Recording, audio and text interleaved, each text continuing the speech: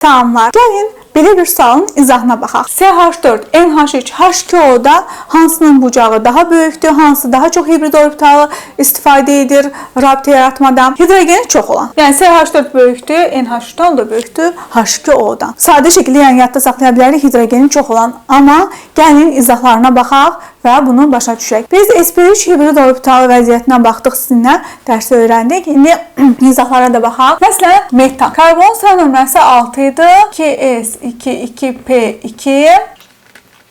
Buradan da bir elektron heyecanlanıb keçmişdi p orbitalına və burada 1s 3 dənə p orbitalı istifadə olundu və sp3 hibrid vəziyyəti yaratdı.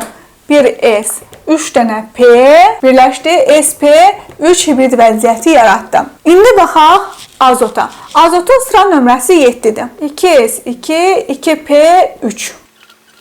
Və heyecanlanmağa da yeri yoxdur, orbitalı yoxdur. Yəni olacaq bir dənə s, 3 dənə p orbitalı. Baxın, hibridləşmədə məsələ elektron deyil, orbitaldır. Orbitallar hibridləşmə vəziyyətinə keçir. Hansı ki, içində elektron olan orbital. Orada elektron sayı 2 də ola bilər, 1 də ola bilər. Elektron olan orbital. S 1 orbital olur, P'də də 3 orbital olur.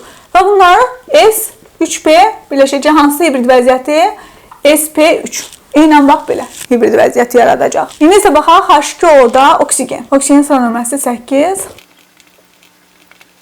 Burada da S orbitalı, P orbitalı və heyecanlana bilmir. Bir dənə S orbitalı, 3 dənə də P orbitalı var.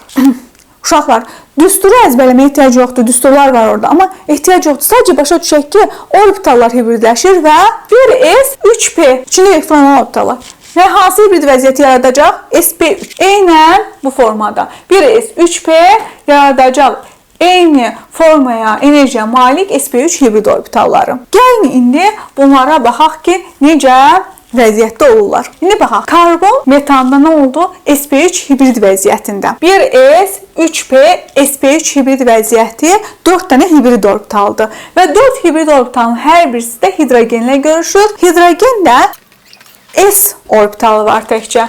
Yəni sferik formadadır. Burada da hidrogenlər 4 dənə hidrogenlə bu 4 hibrid, 4 dənə hidrogenlə görüşdü.